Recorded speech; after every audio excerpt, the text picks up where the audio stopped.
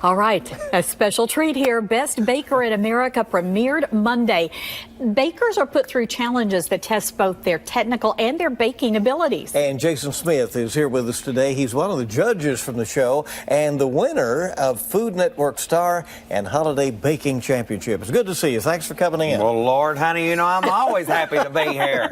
We love it when you're here. You know, you were telling us just a minute ago that if you were left with one food on earth, what would it be? It would be pies. It would be pie. It would be pie. That's right. You So can't go wrong with it. tell us about the show and what people can expect first. This year, the Best Baker in America, which is season 3, we've done it a little bit different this year. We've elevated the bakers. They're even more on their game. They're totally talented. I mean, they were like even shocking me. I was like, how in the world are you doing that? Which is a good thing because we're never too old to learn. But we've added a twist to it this year. So I'm still myself on camera and just like you all see me every day. But they're like telling everybody else, can you all be as fun as Jason? We want it to be extremely fun this year. So it has a new fun flair to it. That's a challenge that everybody lives up to that because you are so much fun. Well, how many contestants are there? There's 9. 9 total, okay. There's 9. One's already gone, so now we're down to 8. And they're from all over the U.S. Some of them have accents. I can't understand them, and they can't understand me.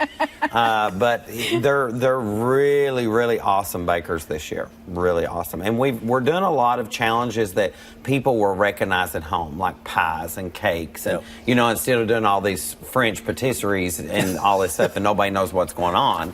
So tell us about this pie.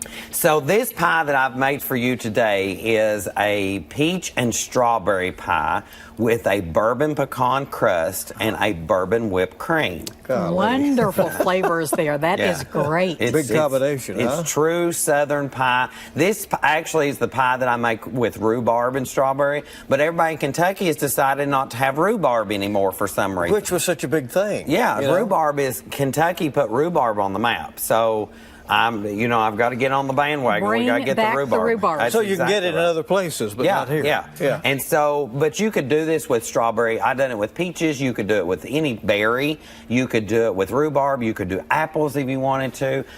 It's just something that's fun. It has that nice, playful crust with that bourbon in it and the pecans. It's a true Southern dance in your mouth. Well, I was going to say, you didn't leave much out. More than anything else, pies and baking and all that.